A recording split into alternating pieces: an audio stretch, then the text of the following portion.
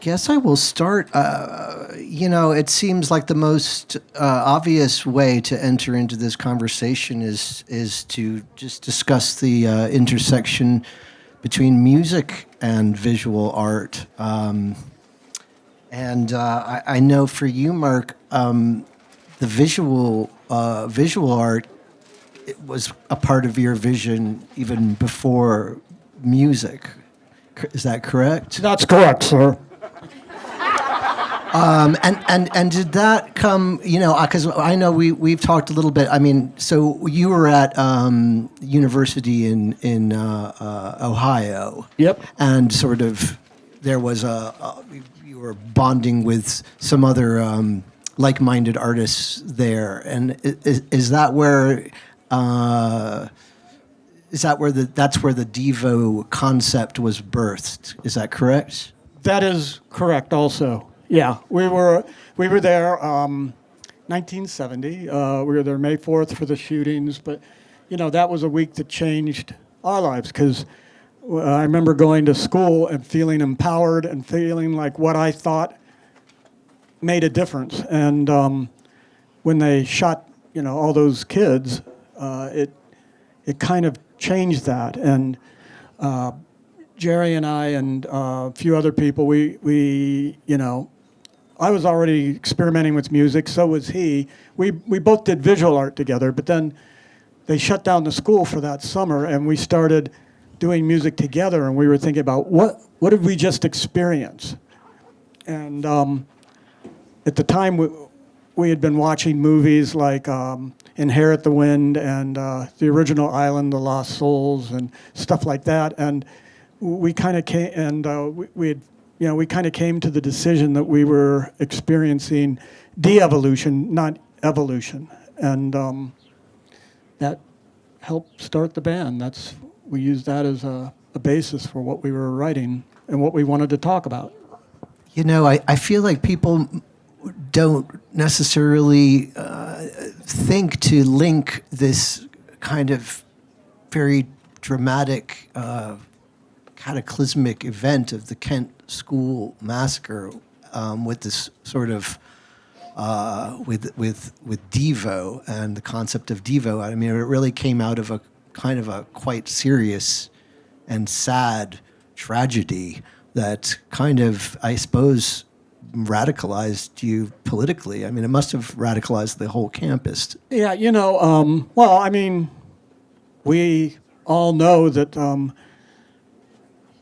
human experience goes in cycles, and maybe the one before the 1970s was in the 20s, 30s in Europe, when fascism and racial hatred and capitalism and stupidity all came to a surface, and then it kind of, the art movements were incredible that happened then. I remember wishing I had been born back early enough that I could have been a teenager in either Berlin or Paris when Bauhaus, Dada, Surrealism, even the Italian futurists who had great, ideas about art and music, although their politics sucked, and the suprematists in Russia that made fun. They were like early DEVO. They were making fun of man's accomplishments and his egotistic pride in it.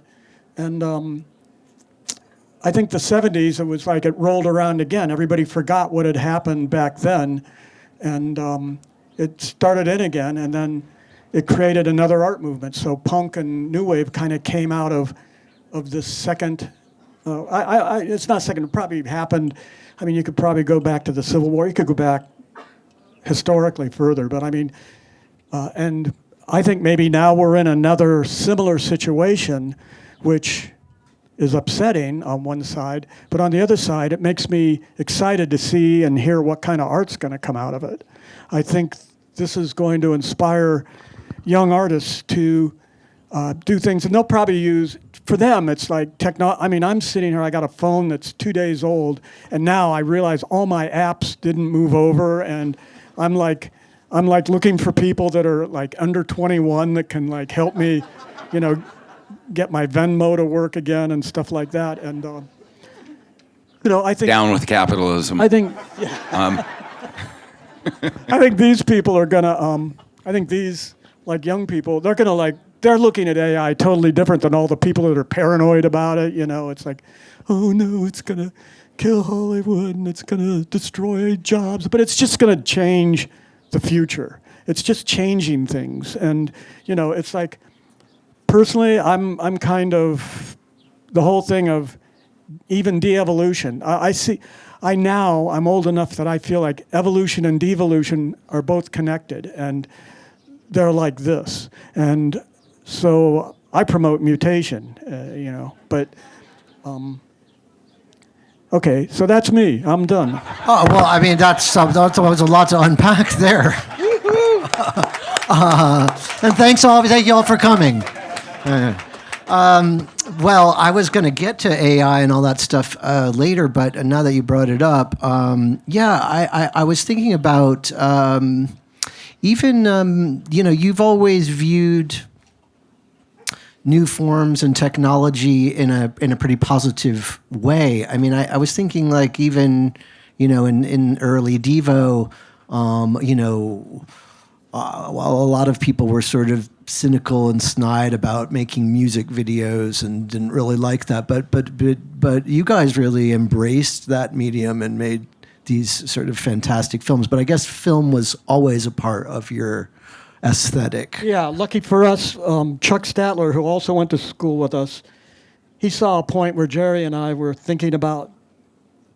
Jerry was thinking, maybe I'm not going to do this, and so Chuck came in and said, hey, let me make a video. Let me make a film, not a video. There wasn't even video back then. He says, let me make a film. This is like a 74, 75 era. And so he made our first film, which had 2 songs, Jocko Homo and Secret Agent Man. And that's before we even had a record. And so, that is, I mean, we're talking about punk, but I mean, this is really still in the kind of post hippie era. Really, this is way pre-punk. I mean, Jocko Homo, that is 2 years before anything remotely punk. I mean, that's kind of amazing that you would be so ahead of the curve there. And also, I think it's so interesting that you took your radical political ideas and filtered them through art history and artists and the art movement, as opposed to, say, maybe somebody else at that time who would be more like the MC5 or something and just going making very overtly kind of political confrontational music. Yours was much more subtle and kind of brainier, maybe, and also just not being. I feel like the counterculture. Well, I guess maybe I should take that back because Lou Reed was so connected to Andy Warhol and the art movement. Was that? Were you influenced by that scene? Yeah, of course. We were into conceptual artists. People that the idea came first, and then whatever technology or medium was required to, Andy Warhol was a painter, a screen printer, a photographer, a fashion designer. He produced the Velvet Underground, and he threw great parties in Manhattan. And, we identified with the idea that it wasn't about learning just one thing, how to do it, and just sticking in that. It was about ideas and taking advantage of whatever technology was out there. And I don't know. It's like I don't know. That's how I feel about it, and that's it. Well, Shepard, and I wanted to ask you too. Can you? Well, there's a number of things I want to ask you, but do you remember, when you first came across DEVO and the DEVO's iconography and music, and then how it influenced you in your formative years, coming up and creating your own visual aesthetic? Sure. I grew up in South Carolina, so I had access to zero cool things, except for what was on FM radio, which would now and then produce an anomaly like Whip It or We Got the Beat by the Go-Go's, or I Love Rock and Roll by Joan Jett. I mean, a few of the Cars songs that were, I thought were good. I didn't have any sense of like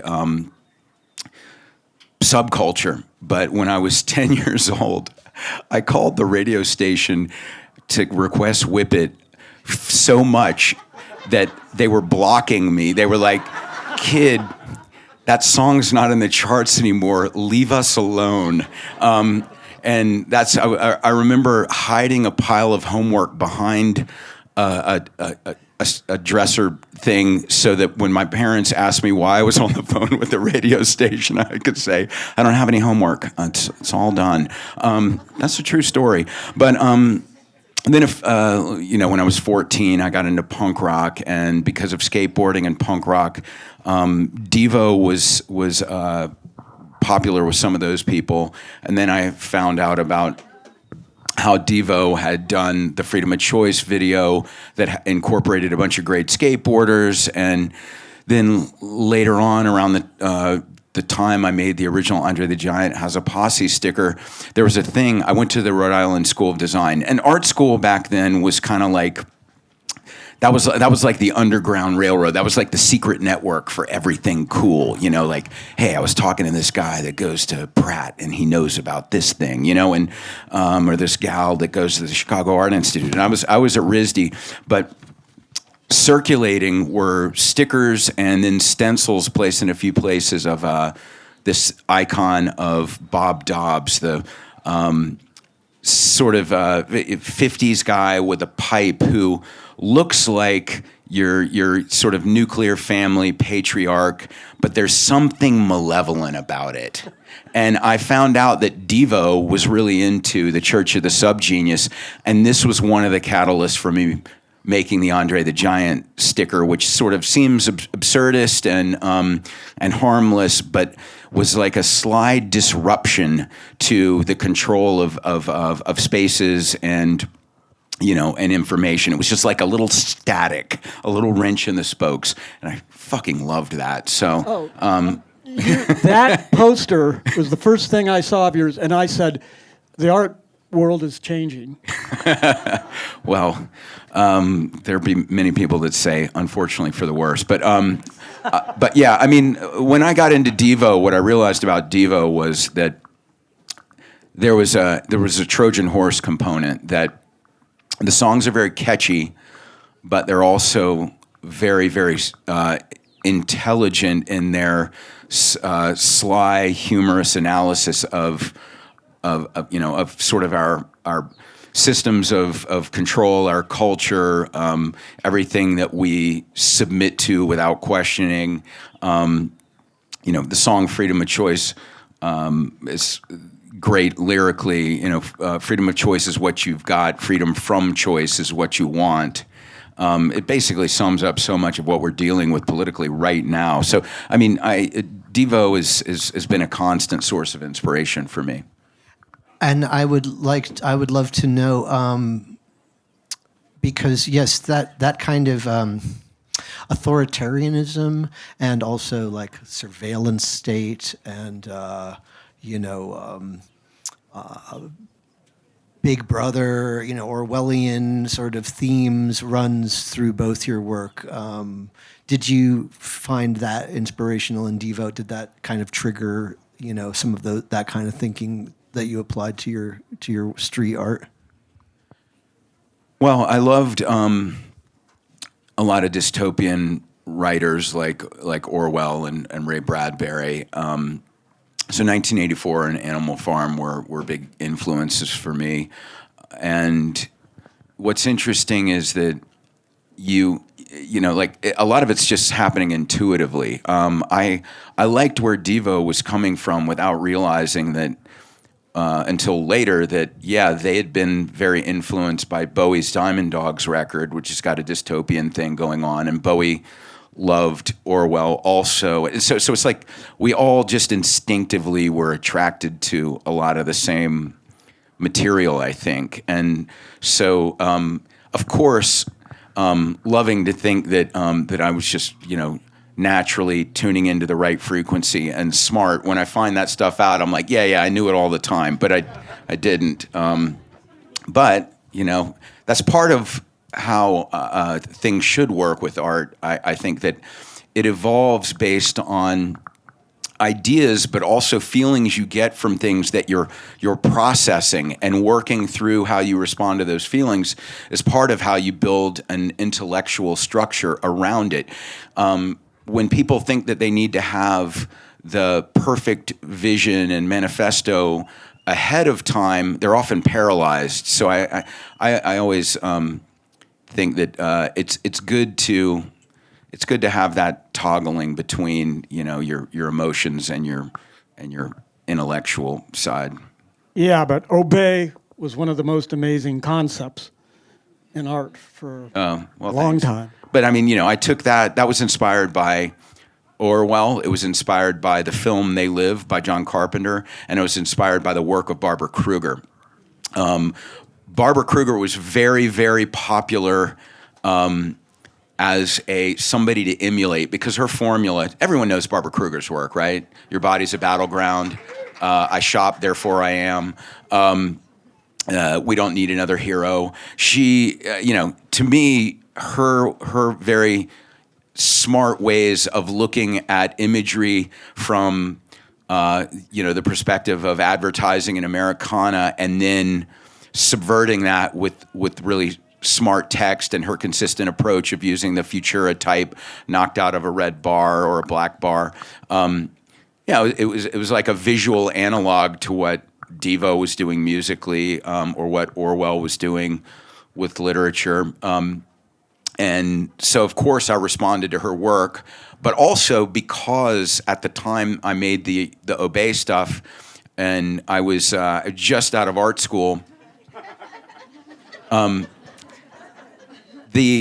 Basically, if there was anybody that was an artist that was like, and I have feelings about social things that I want to comment on, they almost always ripped off Barbara Kruger's style, because Barbara Kruger's style seemed to say, like, I'm not joking, I mean business. I'm an art school person, right? You know how serious that is. And I was like, there's a lot of pretense, but I was like, yeah, I'm gonna harness that assumption for using the word obey within my work, because people will go like, not just, oh, that's flippant. They'll go, oh shit, it is serious this time. And taking something that I think is in the ether, people don't always consciously know what they're acquiescing to, submitting to, subscribing to, and that's part of the way in which you persuade an audience to go along without them realizing that there's that unseen hand of persuasion. But when you take it out of the ether, it's not just like the wind's blowing this way or that way, and you say, obey, people go, why? Who are you? What authority do you have? And so as much as I could confront people with that idea of what, it's a choice. What do you agree with? What do you not agree with? What aligns with your values? I felt like that, and for each person that might be different, but to at least catalyze that process, I thought would be helpful. And it really upset a lot of people too. A lot of people do not like to have to think. Yeah. And what a master stroke, in one image and with one word, something so crystallized and so provocative. Yeah, it was great. Yeah, sure, clap for Shepard Fairey, yeah, why not? But you must, I can see that some of those themes, why they would be prevalent at that time, and maybe you could say, well, it goes back forever. But now, do you two feel somewhat astonished at the trajectory of the world and our country, and how sadly too prescient in a way all that kind of thinking was? What's your take on the current state, and did you imagine the country going in the direction that it went in?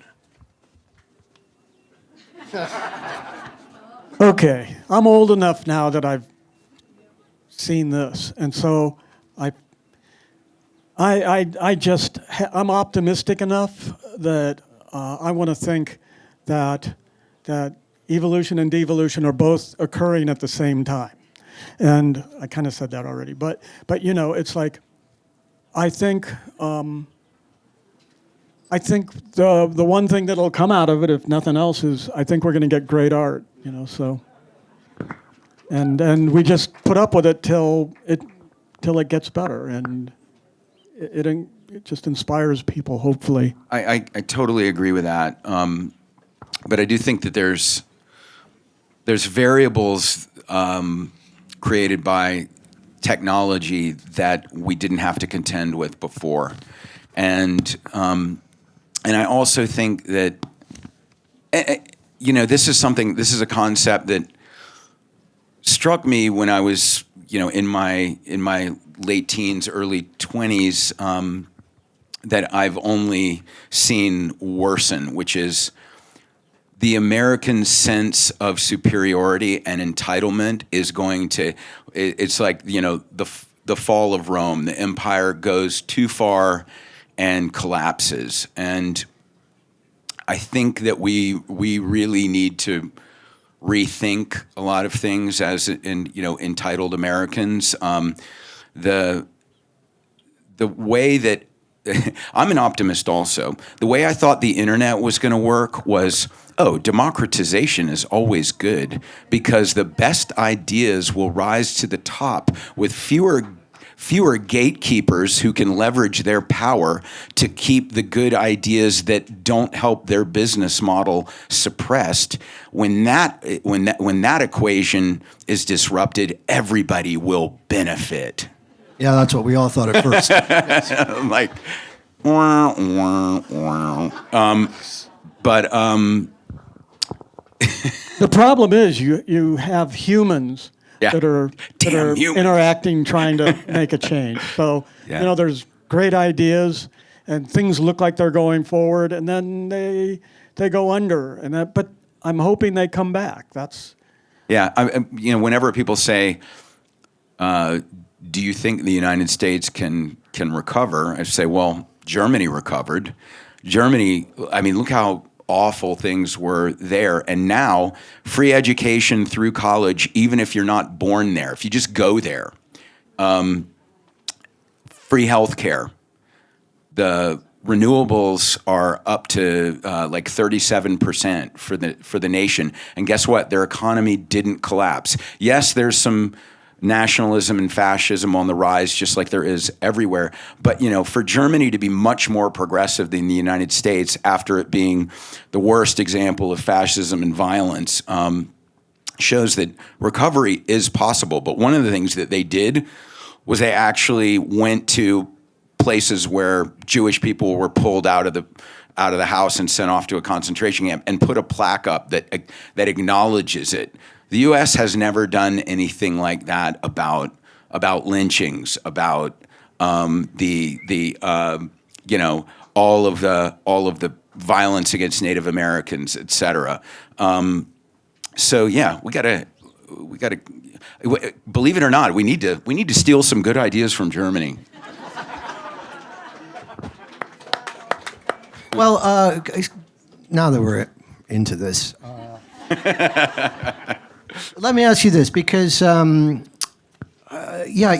your work is very tethered to a lot of, I guess, what one might say is traditional leftist ideology.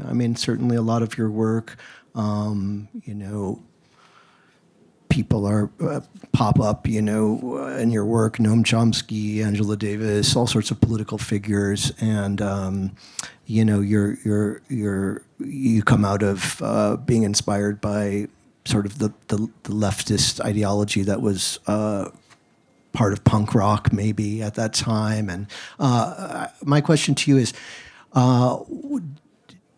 there any platforms in which you find yourself now that you kind of took an off-ramp from in the current state of maybe the progressive wing of the Democratic Party. Do you feel so aligned with them today as you did when you were making your early work? The Democratic Party or the far left? Well, Either one. I actually think they both need each other, and that part of the reason why I think most of our The far left would be a better side of word. things struggles is because of fragmentation. The right is in lockstep, and fear is a great tool to get people to unite, and also when you're not that bright and you don't question things, you just fall in line with the agenda. The left and the center Democratic Party and the far left often bicker as if they're greater enemies than the entire right side of the spectrum, which is so idiotic and counterproductive. It makes me want to throw up all the time. I feel sick all the time seeing us ruin our opportunities to incrementally advance on so many things by just basically handing it to the idiots. We do it so much. And so, all of that being said, I want to be someone that can work within any zone of what I hope to be a coalition for progress. And I get told all the time, you're a radical, or you're a capitalist who's just corrupted by the system you used to protest. And I'm just like, I'm actually just somebody that's trying to merge my idealism with a pragmatic approach to progress. That's what the fuck I'm trying to do. And I think that it requires a lot of trying to build bridges between people that often don't want bridges built between them because it hurts their brand as a virtue signaler or whatever they are, or a gatekeeper for the Democratic Party. I mean, you shouldn't have gotten me going. No. That's why we're here. So my response to a lot of that is to suck it up and work within those things that I just don't sit well with my nature as a person. I'd much rather just be making pictures I'm excited to make that address things I'm excited to address. But with a lot of my work, my early work was very fueled by, agitprop, like saying, hey, I diagnose what's going on as flawed. If you aren't noticing the flaws, you should. And here's my criticisms of this and that and this and that. But what I've evolved to do more of, and I still do some of the stuff that, I have a series that a lot of people are carrying at the No Kings things today of an ICE thug with the different things that Kristi Noem said. One's paid agitator, domestic terrorist, the worst of the worst, and with intent to massacre. I call the series Projection Mirror. Everything they call us is what they are. But those are quite hostile. But a lot of because I think those villains need to be called out. But a lot of what I'm doing is actually trying to find universal themes that more unite people, find, common cause, and draw people in so that they might be seduced into thinking through things a little bit differently and evolving. I think that's one of the biggest problems with the far left, with cancel culture, which is incredibly conservative, by the way. Cancel culture is about exclusion.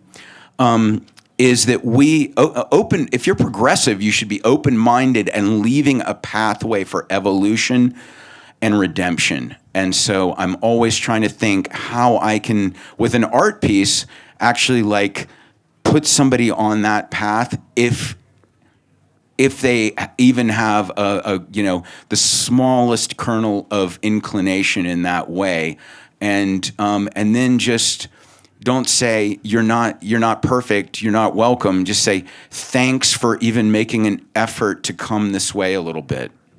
And what do you attribute this fragmentation on the left to? Identity politics or social media or? If you're a straight white guy like I am, you can't say shit about identity politics. It's just you're going to get in trouble. And so my feeling is because I'm like, do you remember when you used to people had VCRs or clock radios and you get it out of the box and plug it in and it's already set to 12? I'm like the guy that's just like, I came out of the box, set to 12, the standard issue. So I can be an ally for people who have had struggles I haven't had. And I am really, really affected by injustice. I have a lot of empathy, but a person's reason for having some armor that identity politics creates that allows them to function and allows them to feel some pride, I can't really question that. But in many ways, I don't think it's helpful. I agree. There's just, I don't even know where to begin with that. But should we carry on talking politics, or should we talk about? I definitely want to talk about the music connection and art. But yeah, let's. Sorry. But but Mark, you should. Does everyone know that Mark is a really, really great visual artist? Let me ask you this, Mark. When you were when DEVO was taking off and you were running around the world, were you what art scenes or shows did you see that were notable or memorable? I mean, were you were you in the early '80s New York? Did you see Basquiat and Keith Haring and Fab Five Freddy and all that stuff? Yeah, met all those people and partied with a bunch of them, and we were lucky enough. That was an interesting time for me, and there was great stuff happening all over the world, and got to see it. Personally, it's like I couldn't see when I was born, and nobody knew it, and I made it through second grade, walking to school blind, and they stopped, punishing me for that. At the end of second grade, a teacher saw me trying to read a book like this and talked my parents into getting an eye test, and they found out I was legally blind. So I got these thick Coke bottom glasses, and all of a sudden I saw clouds. I saw clouds for the first time when I was 8 years old, and I was totally blown away by it. And I saw a bird flying, and I'd never seen. It was like I'd seen pictures of it.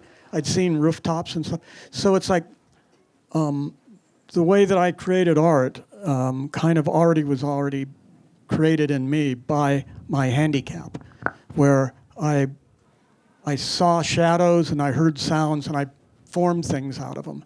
And that kind of actually made it easier for me to write music too. I can watch a film, and while I'm watching it, I already know what the music's going to sound like before I even talk the director and the producers into it. And for me, it's like my art is still, though, very private in a lot of ways. I every day draw on cards because it was something that I'm not myopic now.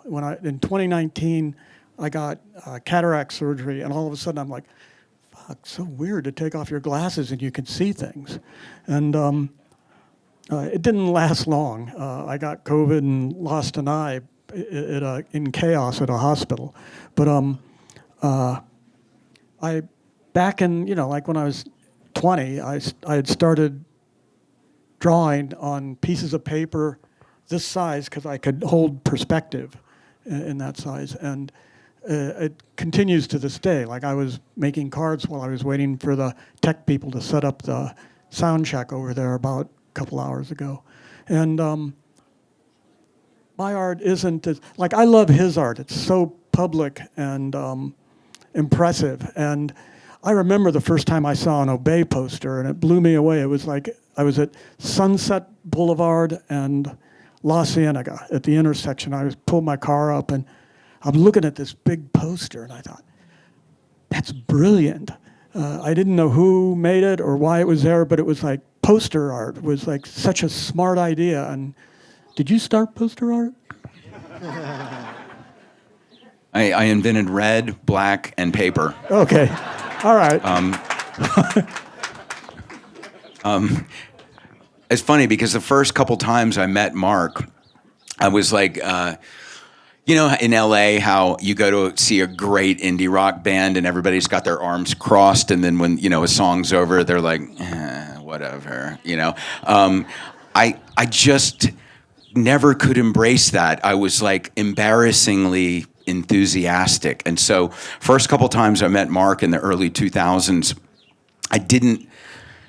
I think he was like, ugh, this guy. I was like, hey, I'm a really big fan of DEVO and your visual art. And I don't think, I should have just said, I'm the Obey poster guy. That would have helped.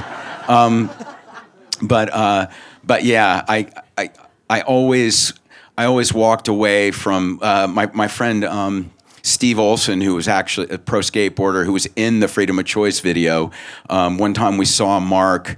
I was with him, and I go, hey, there's Mark Mothersbaugh. You know him? And he was like, yeah, I'll introduce you. He walked over and introduced us, and you seemed like, hey, Steve, hey, guy, you know. And but I really, really adored Mark's every bit of creative output, and you know the postcards he does have his own unique visual language and amazing sense of humor, and it's sort of a different manifestation for DEVO. I don't think that I'm so glad that you had DEVO as an outlet to interface with a huge audience. But I mean, the beautiful thing about art is that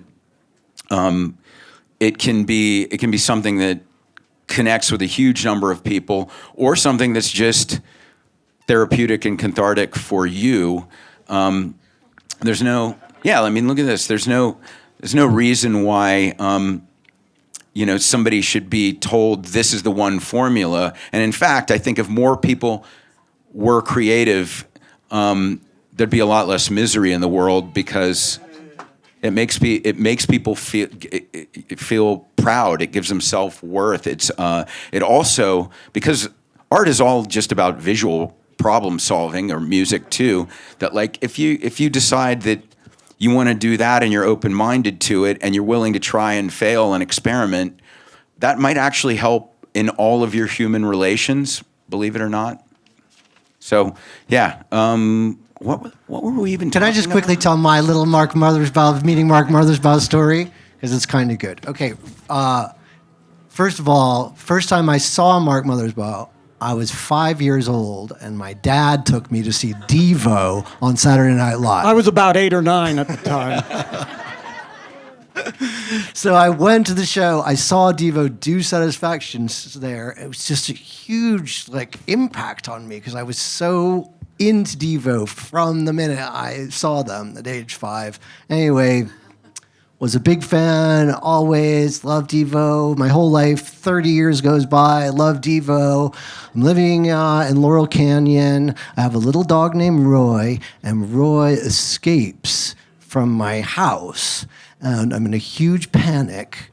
And Roy's gone, and he's a tiny little dog, and the coyotes are going to get him, and should we go look for him? I'm running all around. Hours are going by, and I get a phone call, don't recognize the number. I pick up the number, and, hi, it's Mark Mothersbaugh. I have your little dog, Roy. That is actually, how did you let your dog? That's so careless. You can't do that at Laurel Canyon because there's so many coyotes. It's like. So you saved my dog Roy, so thank you. And then anyway, we then I did. This is my second. I got to interview. Then I interviewed Mark for. And in fact, the reason why I'm out here is actually I have a little book, Hat and Beard Publishers have a stall over there. I have a book of collected interviews called Thinking Out Loud. If you want to go check it out, Mark is in the book, and also Mark has your own room over there with your art and other art from your gallery, right? Yeah. So go check that out too.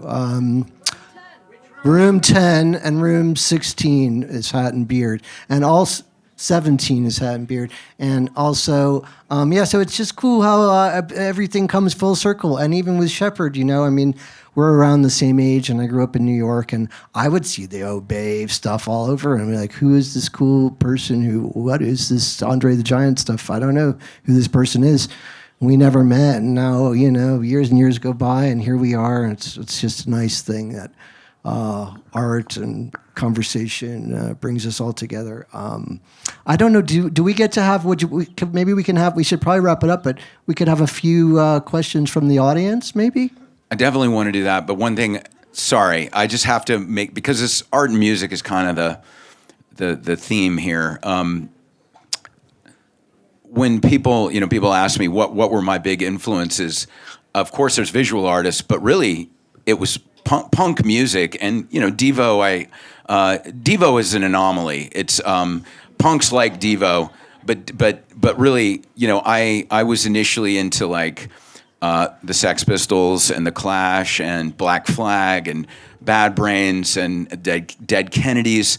But when I saw how social commentary and visual art and music were all intertwined in, and these were counterculture ecosystems that were developed by people who supported each other and made a network because they were not welcome in the mainstream.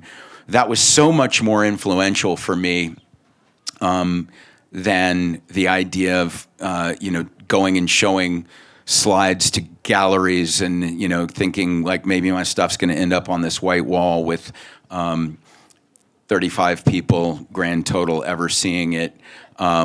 Music as a very democratic form, and then punk rock with the way there's flyers put up all over the place and T-shirts. This sort of accessibility was the philosophical core for me. I always wanted to make sure that my visual art was as democratic as a lot of the music that I loved. And do you think that, because DEVO, for all their subversive ideas and content, became a really mainstream phenomenon. And your work is also very well known, and you're visually, it's just sort of part of the fabric of our culture. Do you think that that same kind of subversive thinking can so easily penetrate the mainstream today? I don't know if the algorithm will let it. I always think that they throw up a new problem, and you come up with a new hack. So I'm not giving up, but one of the things like for example with Instagram, which a lot of artists use, the algorithm punishes decency. It rewards flamboyant narcissism and controversy, and like the posts where I post something that shouldn't be controversial but unfortunately is, like, oh, people's lives in the Middle East should count just as much as American lives, then that fucking sends the algorithm going, because that's controversial. That's not America first enough. I'm kind of a humanity first person. But anyway, but I'm always like, all right, how am I going to figure out the hack for this? But then maybe there needs to be a revolutionary thing of we overthrow these companies that have too much of a monopoly by building an alternative. that functions aligned with our values better. And so, I've always embraced the inside-outside strategy.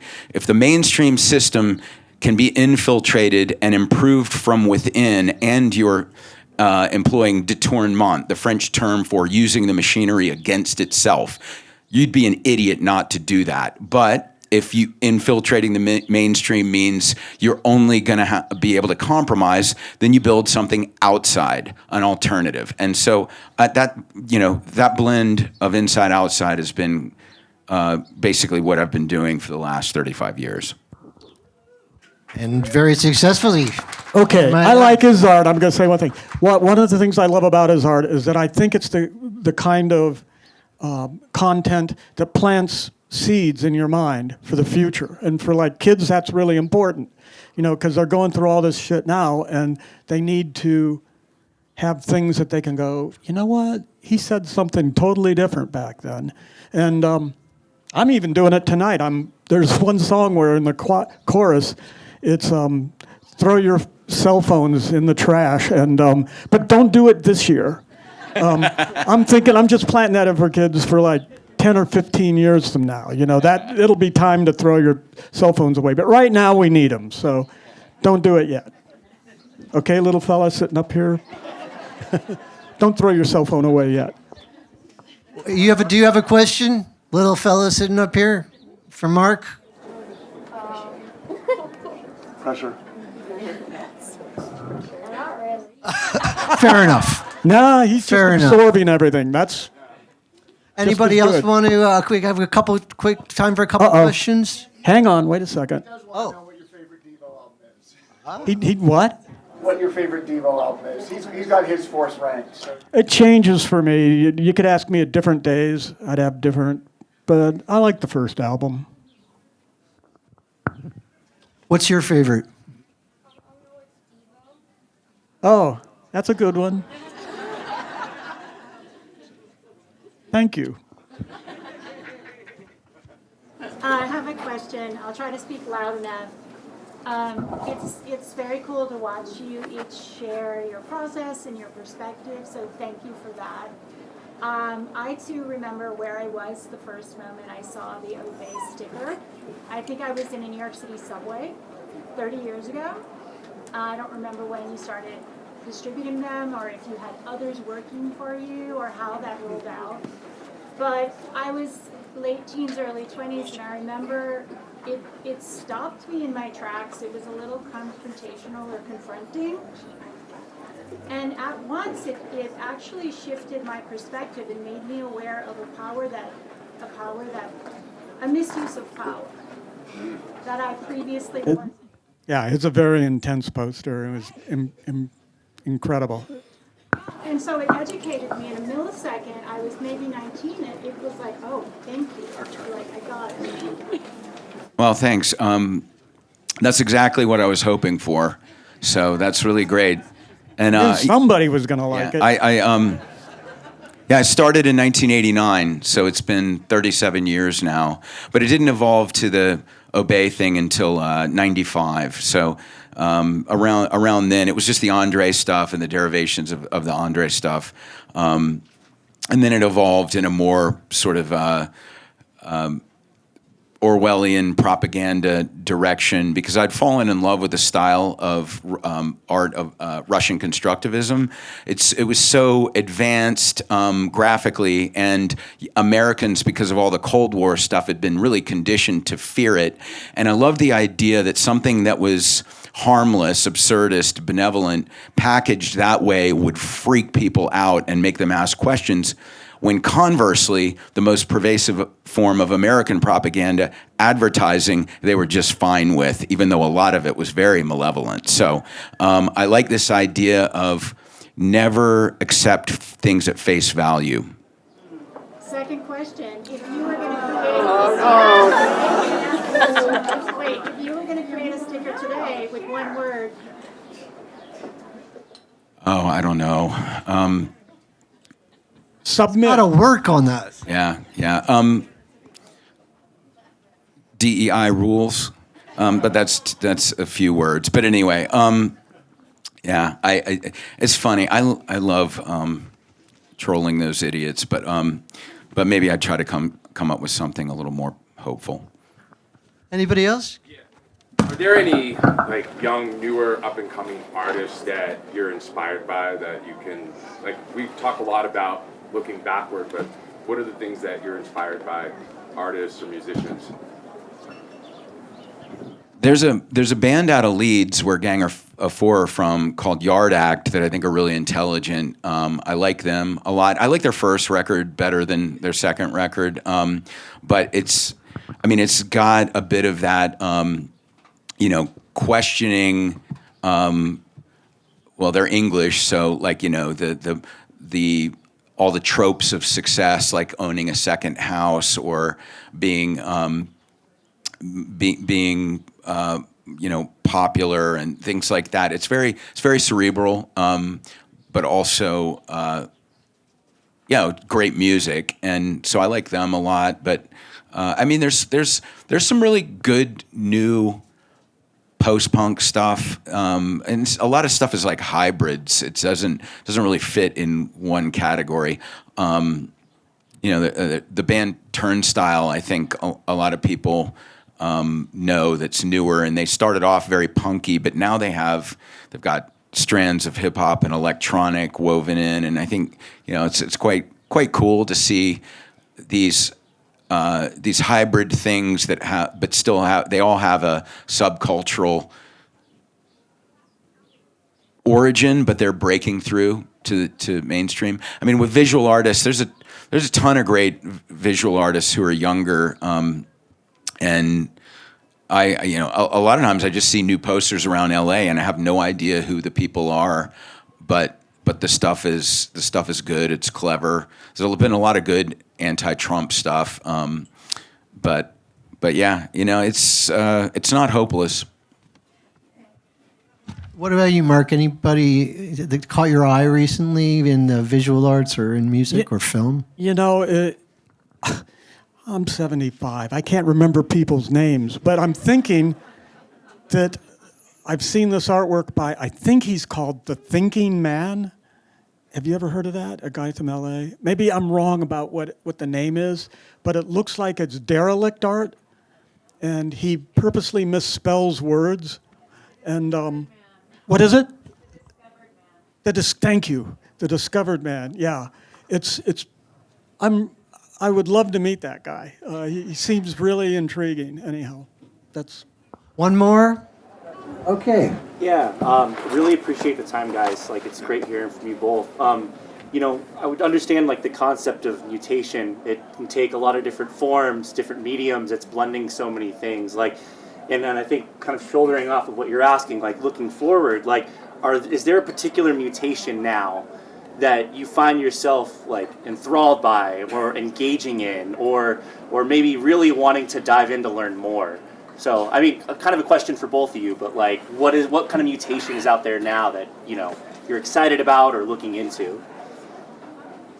okay. Well, I gotta say, I'm fooling around with AI, and I'm making myself laugh, like mutating old DEVO photos and videos. It cracks me up. So I mean, I don't know. I don't know what it's ever going to happen with them. Maybe they'll just always live on my phone and eventually get thrown away or lost or something. But you used some of that stuff at the show with the B-52s, right? we did it. Yeah, It was part of your. There's a little bit of it. Yeah. DEVO's always been brilliant with the visuals, and if you have a tool that can allow you to mutate things in ways you couldn't before, like, of course Mark's going to embrace it. Let me be your spokesperson, Mark. Yes, thank you. But it's funny that he said AI, because I have very conflicted feelings about AI. I think the way it's going to be used to recognize patterns and manipulate us psychologically, because of that problem of us often going off of habits and feeling rather than really thinking through things and being analytical. I think it's extremely dangerous in that arena, but I also think it's quite useful in a lot of visual things. There's a now the algorithm's gonna love this. Shit's gonna go nuts. Beeple, the NFT guy that sold NFT for $69 million, he's either the vanguard of a new way of working and a maverick, a trailblazer, or he's the worst thing that's happened to art ever. Or in between, or both, or neither. That's totally my opinion. But Beeple just a year ago asked me to do a project with him in Charleston, South Carolina, where I grew up, and we just this past weekend did the project. And what he did animating my images and coming up with an app that would treat people's portraits like my art style. And all this interactive stuff, and I had. I'll get it. I had real art there, physical art, prints and paintings, and I also had 4 screen printing stations with 7 different screens that could be printed in virtually any order to get a decent result, so that we could just give people paper and go make something, and it was almost idiot proof. Nothing is totally idiot proof, but this combination of AI with traditional, the blend was so exhilarating and incredible. But if I were part of a lot of the traditional art world thinking, it was like, no, you would never dare go over to the dark side of digital art and AI, because that's cheating. Yeah, well, those same people a few hundred years ago, when Da Vinci was using the camera obscura, was like, get your proportions right just by eye. Don't use a cheating tool. And somebody cave painting, when they figured out horse hairs on the end of a stick with pigment, they were like, that's not keeping it real, bro. Use bloody elbow like everyone else. This shit is idiotic. A tool in service of someone with a genuine vision that bends the tool to their will rather than having themselves bent to the tool. That's what creativity is about. So it's nothing to be afraid of. Well, on that note, thank you all for coming. Thanks for enjoying the High Desert Art Fair, and let's have a round of applause for these 2 artists, Shepard, Fairey, and Mark Mothersbaugh. Thanks.